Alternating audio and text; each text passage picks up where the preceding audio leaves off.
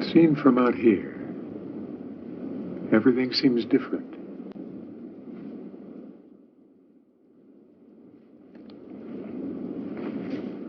Time bends. Space is boundless. That's about it.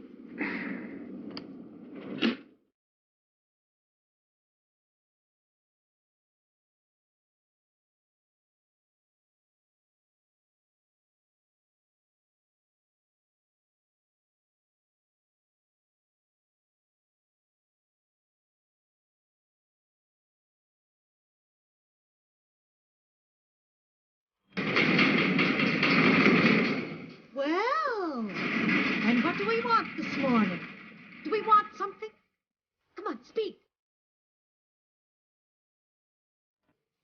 Come on, speak. Do we want some sugar, old-timer? Do we want some sugar, old-timer?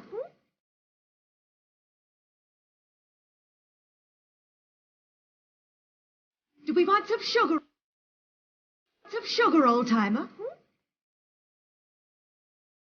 You could get hurt doing that, Doctor. Oh, don't be silly. He's perfectly tame. They're all tame until they take a chunk out of you.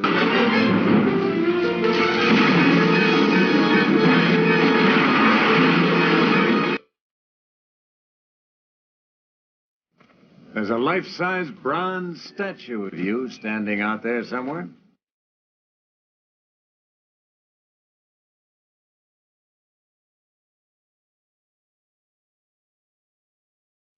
Well, it's probably turned green by now. Nobody can read the nameplate. But never let it be said that we forget our hero. Until they take a chunk out of you. Until they take a chunk out of you. Until they take a chunk out of you.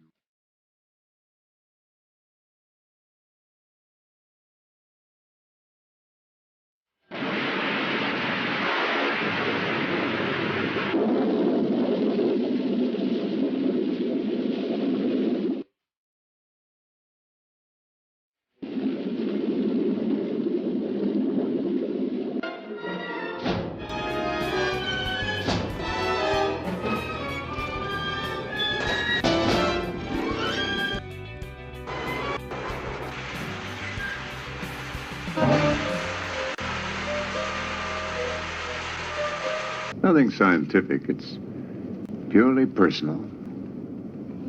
I leave the 20th century with no regrets. But one more thing. If anybody's listening, that is.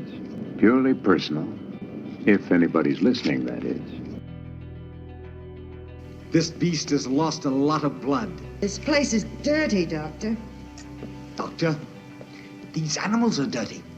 They stink, and they carry communicable diseases. They're still dirty, Doctor.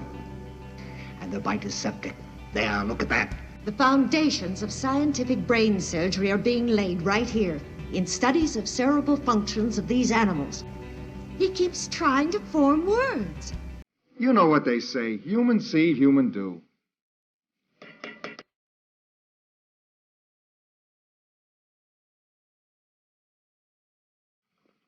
It's a question of simian survival. To suggest that we can learn anything about the simian nature from a study of man is sheer nonsense.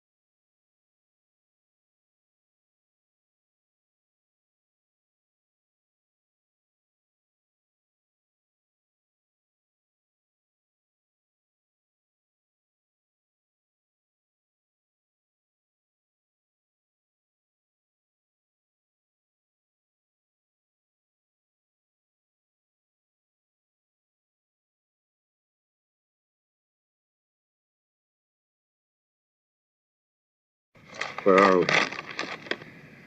Well, in my opinion, Skipper, we've passed through a S-line curve.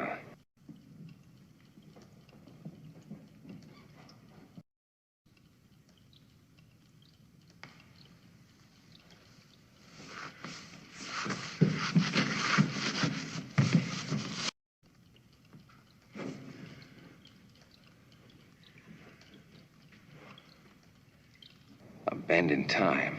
I don't know what planet we're on, but...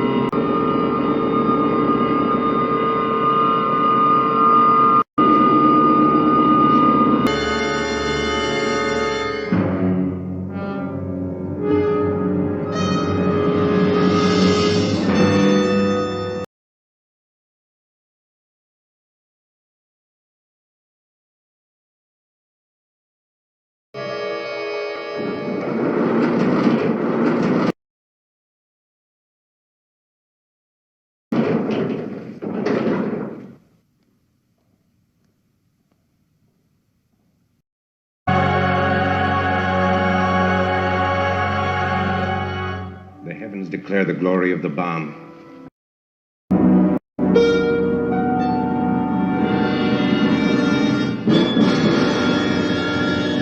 And the firmament showeth his handiwork.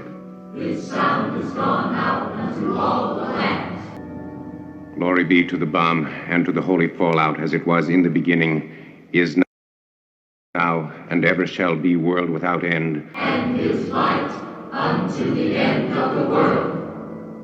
On one of the fins, Greek letters. Alpha And Omega.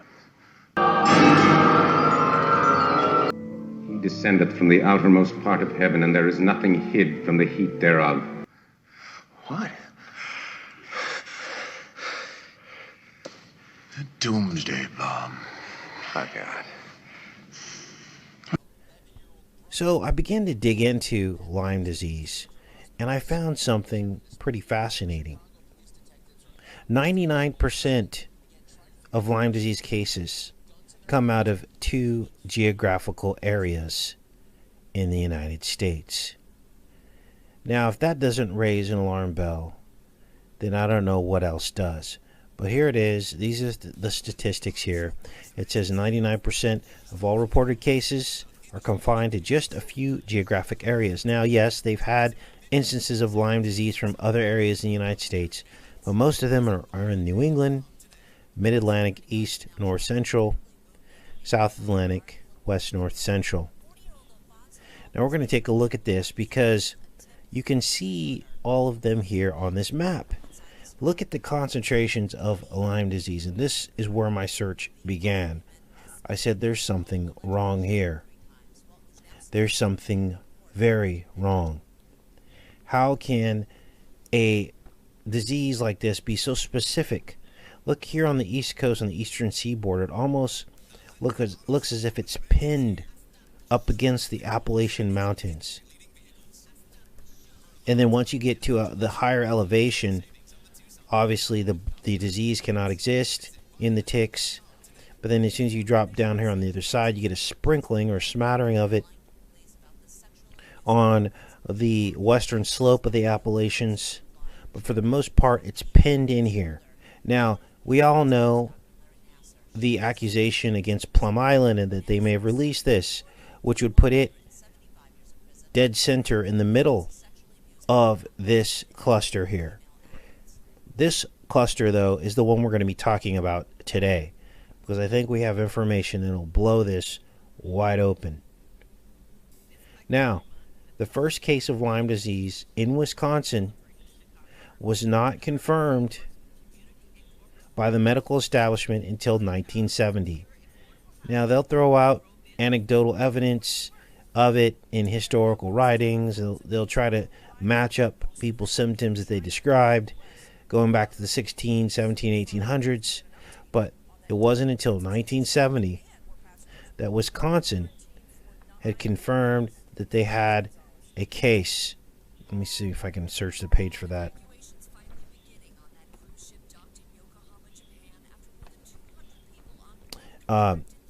That they actually had a case. So, let me see if I can find that. So here's some of the anecdotal evidence. But in 1970, a dermatologist in Wisconsin named Rudolph Scramenti recognized an EM lesion in a person after recalling a paper by Hellstrom that had been reprinted in the American Science Journal in 1950. This was the first documented case of EM in the United States. Based on the European literature, he treated the person with penicillin. The full syndrome, now known as Lyme disease, was not recognized until a cluster of cases, originally thought to be juvenile rheumatoid arthritis, was identified in 3 towns in southeastern Connecticut in 1975. Again, we're not going to address the East Coast because there's plenty of information on that in Plum Island and how all that came about. Our focus today is going to be on the year 1970 and this very first case that was discovered and actually identified by the medical establishment. Now here's where the trail begins, because 1 decade after the Wisconsin National Primary Research Center was built as part of the National Primate Research Center's program funded by the National Institutes of Health. That happened in 1961. So we had this primate research that and this institute in Wisconsin that predated the first known confirmed case by an entire decade. So I went to this Primate Research Center, and you're going to understand how the Primate Research Center fits into Lyme disease in just a moment here. And this is the bombshell. Here is the front of the Primate Research Center at the University of Wisconsin. We're going to go around the block here. This is the building. This is so creepy. It's creepy to know that there are monkeys in cages in this building. And what I'm going to show you next is just, it's unbelievable. I couldn't even believe what I found. Because what I'm going to do now, to this building here, imagine the sounds coming out of there. We're going to exit the street view, look down on the top of this Primate Research Center so you can get your orientation. And then I put an overlay of that map that you just saw showing the cluster of Lyme disease in this area. I'm going to turn that overlay on right now. And as you see, the screen turns black. Why is it turning black? Let's turn the terrain on so you guys can see this. There it is.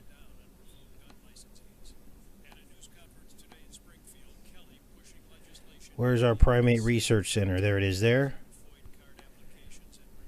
Why is the screen black? Let's zoom out.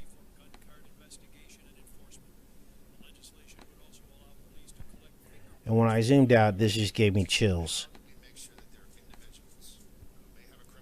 All that you see in black.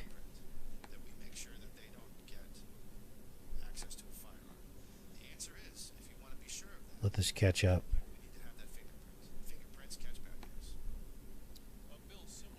Is the epicenter of the beginnings of where Lyme disease spread. It went west and north, northwest. All I did was take the map of the cluster and superimpose it into Google Earth. There's no funny business here. This is a Lyme disease cluster, one of two major clusters, and it seems to originate at this primate center in Madison, Wisconsin, at the University of Wisconsin. Let's zoom back in on it so you guys can see what is going on here. Now, it seems to be bordered on the right, maybe by the water. Let's take a look here. Looks like there's some lakes over here.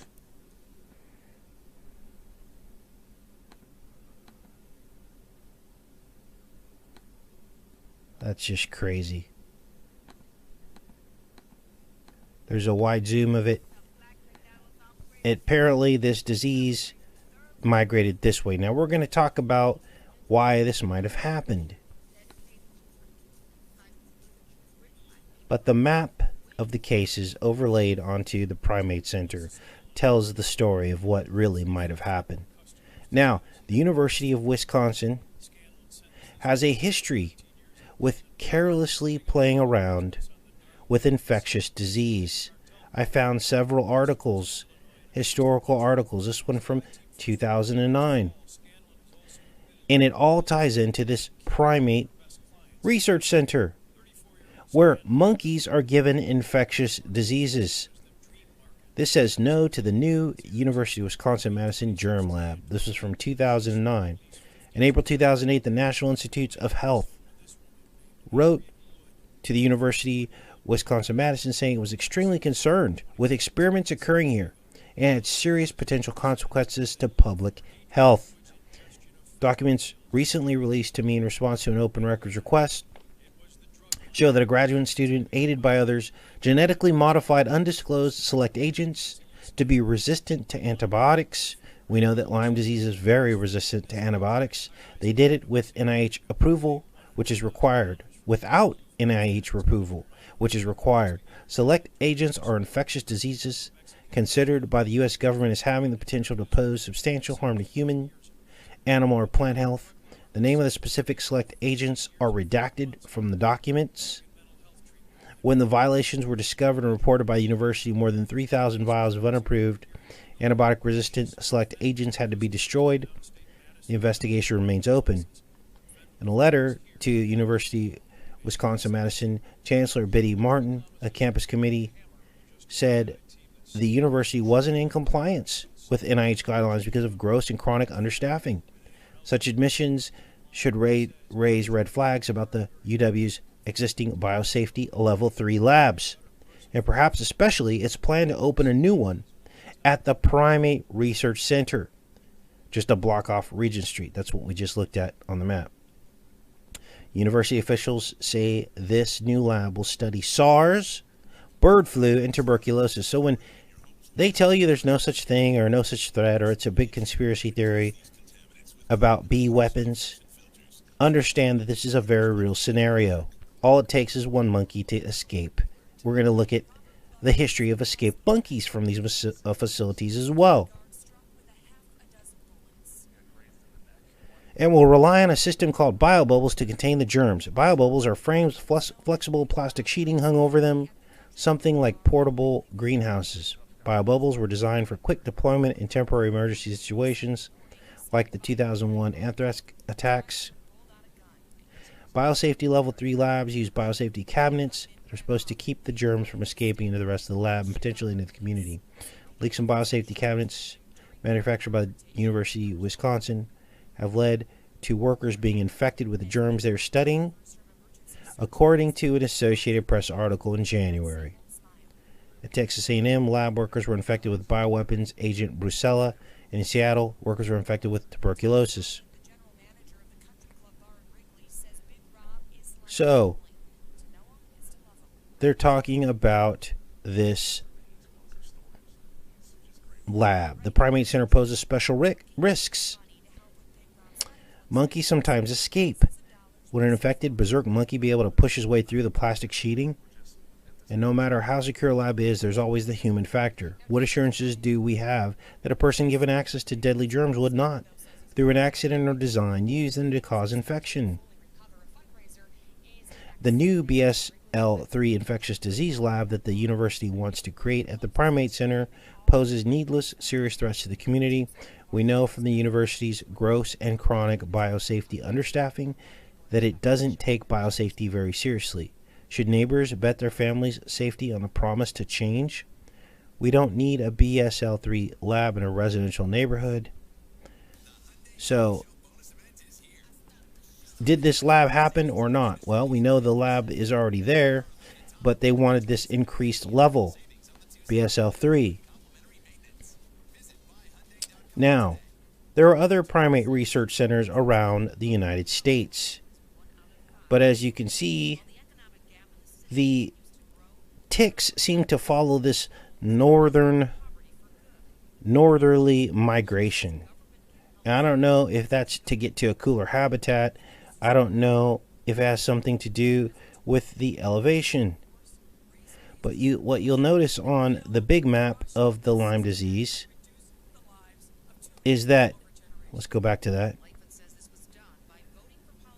is that you don't really see Lyme cases south of this parallel here. It all tends to stay north. Okay. So let's keep going with this because there's more to this.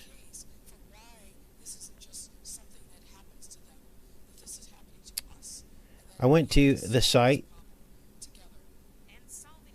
here. This is it. University of Wisconsin, the Primate Center. Here's the front of it here. And they go on to talk about the Wisconsin National Primate Research Center is part of the National Primate Research Centers program funded by the National Institutes of Health since 1961. Now, do these primates escape? Oh, first I want to show you this. Here are the other labs around the country. There's one in Oregon, Texas, Tulane University, which is in New Orleans, Louisiana. These are places where you'd want to look for disease outbreaks of any kind, not just Lyme disease. Here's another one, University of Washington. Here, of course, is Wisconsin National Primate Research Center we just covered, and Emory University in Atlanta, Georgia. Anytime you have disease outbreaks, know that it could be coming from one of these. Why can we say that with certainty? Because these primates escape. Let's read about some of the escapes that took place. This is a real-life 13 monkeys scenario. Primate escape. This is from 2018, February 13th. Primate escapes and injuries continue to plague the University of Wisconsin, claims watchdog. USDA open case probe still targets University Washington. Let's read. Primate escapes and injuries continue at the University of Wisconsin-Madison, although the university's research program is already the target of an open case by the U.S. Department of Agriculture, as confirmed by a USDA spokesperson. Now here's the interesting thing. This seems to me like some kind of cover-up. They know a bunch of people are infected with Lyme disease. This is why a lot of doctors won't test for it. They give you some song and dance about, oh, there's nothing you can do anyway if you have it. What kind of doctor will tell you that? Aren't doctors supposed to be here to help you identify what's wrong with you, whether it can be treated or not? Why won't they test for it? It's because there's some kind of cover-up going on. A nonprofit Ohio non-governmental watchdog that monitors U.S. research facilities for illegal behavior and animal abuse said documents it recently obtained confirm multiple violations of the Animal Welfare Act of the University of Wisconsin. It's calling for USDA, which enforces the Animal Welfare Act, citations for inadequate animal handling, personnel qualification, and facilities against the University of Wisconsin. Said incidents recounted in University of Washington. Correspondents discuss multiple incidents of monkey escapes and injuries, despite numerous previous citations for this very violation in previous USDA reports. The recent primate escapes are revealed in UW correspondence dated December 14th, 2017, February 10th, 2017, A 2016 USDA inspection cited the University of Wisconsin, for at least 12 incidents of escapes and injuries in 1 year. We're going to read about some of those. These monkeys escape. We're going to look at what's being tested on these monkeys. Here's another article. U.S. research labs home to 100,000 monkeys. These are the labs in total that we just reviewed a bit ago. Scientists argue primate research has already led to several medical breakthroughs, say is likely to yield even more treatments, cures, vaccines for Parkinson's disease, AIDS, and paralysis. There's a conflict of interest here. Problem, reaction, solution. Why do you think the government works so closely with the pharmaceutical companies? Because the government is coming up with things to make people sick. You know that some of these are used as bioweapons. We're going to be doing a show next week talking all about this, about how these bioweapons were dumped right into the Atlantic and Pacific Ocean all the way up until the year 1970 and maybe beyond. We don't know the truth of it because the government lies to us. They lied to us that there wasn't even a chemical or bioweapons program. They disclosed that decades later after they had started the program. So they're talking about, this article is talking about these monkeys. Okay. They put them in this little cage the size of a refrigerator by themselves their entire life. Across the country, there's 159 research centers as well as 15 federal facilities that test on primates. They house 100,000 non-human primates. This goes on. Of those primates, 25,000 are involved in experiments that can cause pain or distress. About 740 of those monkeys are not given any form of pain medication. Now, I'm going to do a page search on here because this one actually talks about their escape. Since 2014, federal inspectors have cited the facility for 9 violations. Oh, look at this. The Primate Center focuses on research dealing with infectious disease, including HIV, Ebola, Zika. Additionally, scientists at Wisconsin National Primate Research Center are working to develop new treatments to combat Parkinson's disease. So, understand that when they're studying this stuff, they're infecting these animals so they can try to come up with the cure. So if an animal escapes, it is virulent. Shares 93% of our DNA. There's a possibility that these animals can infect other people. Since 2014, federal inspectors have cited the facility for 9 violations. I'm talking about the Primate Research Center in Wisconsin, the one we just showed you. That include non-compliance citation in 2015 that noted 12 incidents of non-human primates escaping enclosures during 2015. Those incidents resulted in several injuries that left some monkeys without portions of their tongues, while others required partial digit amputations, according to inspection records. This is unbelievable. So everything that they show us in the entertainment media, monkeys, it all starts with a monkey escaping, could very well have been the method by which Lyme disease leaked out into the surrounding areas of Wisconsin. And the same goes for Plum Island. Now, we all know how hard it is to test for Lyme. Sometimes it doesn't show up. But yet, as a humanitarian effort, many of these monkeys were basically sent to this reserve, given a life after this research. They could have contracted some of the stuff from other monkeys if they were put together with other ones. They could have inhaled it, some kind of virulent strain. And then they basically take these animals, and many of them have gone to a reserve. Now, I know this sounds like a great idea, but this is out of The Guardian. Animal welfare campaigners have decried incidents of monkey dying from strangulation, water deprivation, poor handling by staff, and attempted cases. Oh, wait. This is more on the escaped. And I'll show you how they actually...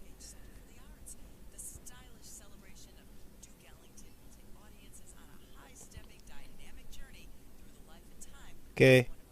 Many of them die while they're trying to escape. They get entangled in wires and fences.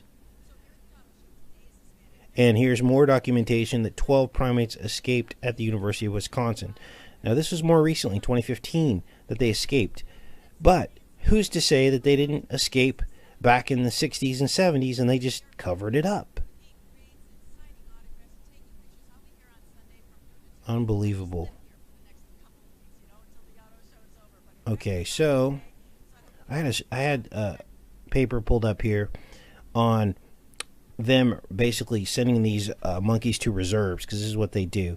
So some of those may or may not be infected. Do they test them for all of the things that were conducted in the lab before they release them to these reserves, from which monkeys could escape from there as well? We've got a situation of national security. Literally, not the BS that they tell us is national security. We're talking the citizens that live in and around these areas. They're being very careless with this scientific research. And my guess is they're careless on purpose. Now here's another paper, talks about what they test on these monkeys. Now this one does not specifically say Lyme, but you can assume that their research probably included Lyme. That's why the map is so accurate as to where it originated from. Now, I'm not a scientist, but anyone looking at this map knows that this looks like it spread from a central part. It went from a lower elevation up to a higher elevation where ticks like to live. They don't like to live in the lower elevation by the water line. That's why you don't see any of them down here in the lower elevations of the south, where the water ends here down the Gulf of Mexico and Florida, which have low elevation. They like to be up at about 1,000 feet up off the ocean. They don't like the ocean for some reason. And so, I mean, if anyone wanted to do some kind of study of the point of origin of a disease, any scientists out there listening to this, please research this. Look at this and try to find within this map where these originated. And I'm sure there's more to it. They could pin this down even more. But this is just unbelievable. Can't even believe this. So, just click that a few times so you guys can see how I overlaid that. It's perfectly overlaid. That's just nuts. Part of it spills over into Minnesota. It looks like it's still beginning to travel. Again, you're looking at cases of Lyme where people live on a map. Clusters. You know, you want to make America great again? How about we get down to why people are getting sick? How about some executive orders about that? That's the deep state too. People are sick. Government is responsible. Okay, let's go back here.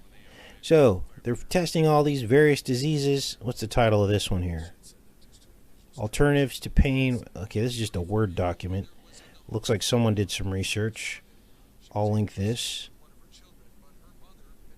Because they talk about research with primates.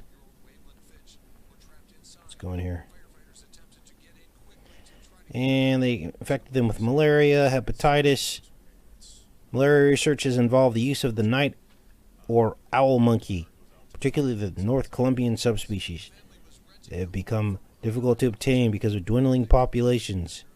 However, in 1976, Traeger and Jensen at Rockefeller University succeeded in growing Plasmodia, the parasites which cause malaria. Unbelievable. Hepatitis A. Research on monkeys. And on and on and on. So, I don't know, did we find something? I guess this is going to take further research. I mean, talk about a lawsuit. And there seems to be some push down from the top upon the medical establishment not to take Lyme disease seriously, and there's probably a very good reason for that. One of us could dig into why that is. Where did this edict come at the top of the medical community to not test for Lyme disease and to just throw one course of antibiotics at it and then wash their hands of it, and so on and so forth? There's got to be more to this. Lyme disease is a very serious illness. There's many symptoms, including swelling in the joints, lifelong issues and problems, rheumatoid arthritis. It's interesting here they mentioned Yale University. This is literally 10 minutes from my house. The full syndrome, now known as Lyme disease, was not recognized until a cluster of cases, originally thought to be juvenile rheumatoid arthritis, was identified in 3 towns in southeastern Connecticut in 1975, including the towns Lyme and Old Lyme. Now, I've been to these towns, which gave the disease its popular name. This was investigated by physicians David Sneidman and Alan Steer of the Epidemic Intelligence Service. That sounds shady. And by others from Yale University, including Stephen Malawista, who was credited as a co-discoverer of the disease, probably because they created it.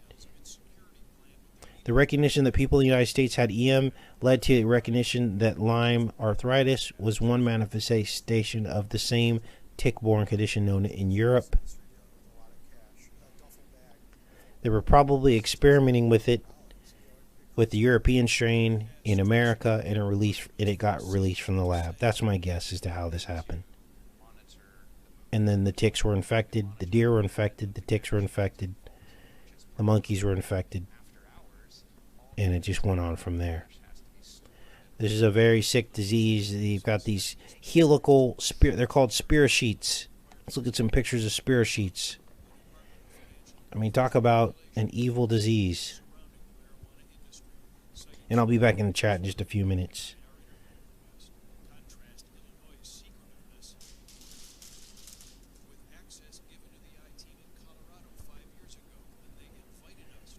They're like coils, is what they look like. They like drill in. Kind of like a tick does, right?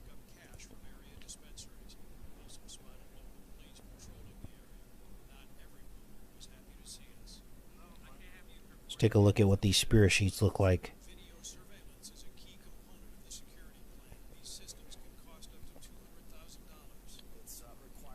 Now, I was finally able to get my hands on, let's look at these images here, on a different note, on the future shows for next week.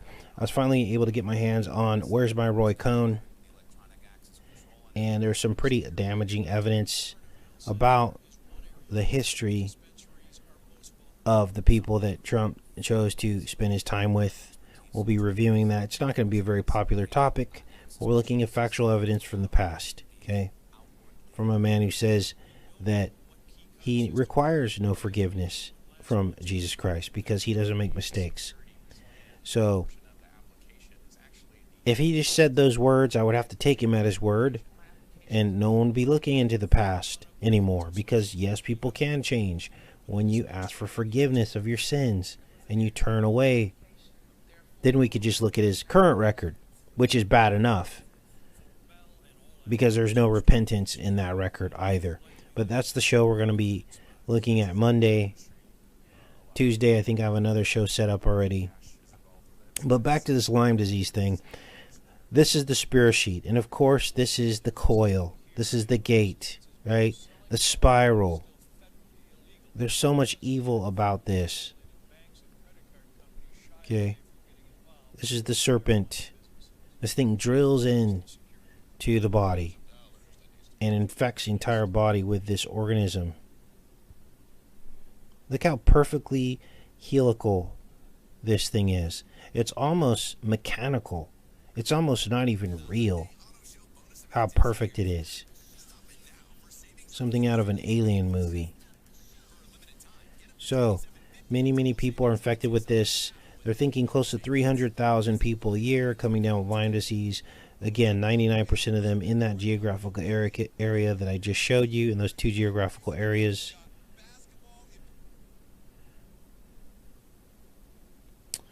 Oh, here it is. Here's the article I want to show you about.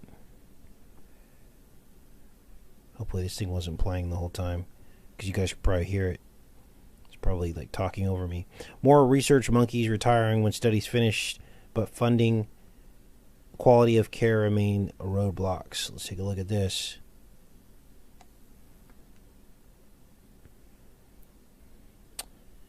Izzle, Timon, Batman, River, and Mars spent years confined inside a lab, their lives devoted to being tested for the benefit of human health. But these rhesus macaws have paid their dues and are now living in retirement in larger enclosures that let them venture outside, eat lettuce and carrots, dip their fingers in colorful plastic pools, paint, and hang from pipes and tires in relative quiet. More research labs are retiring primates to sanctuaries like Primates Inc., a 17-acre rural compound in central Wisconsin. So they're like letting these research monkeys retire. They have no idea what's in their bloodstream.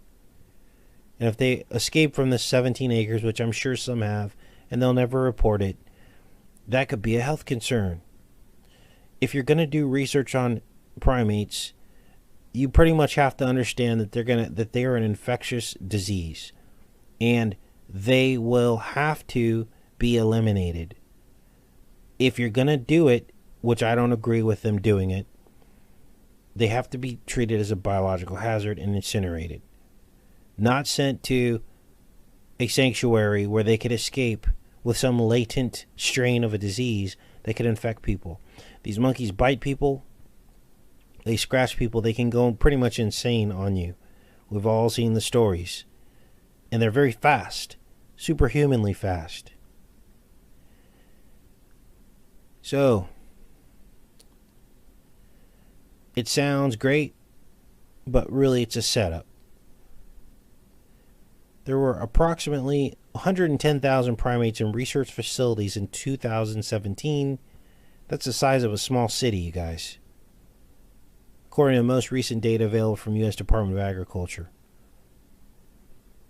While most research facilities need primates to be euthanized to examine their tissues, technological advances such as brain scans mean fewer monkeys need to be put down.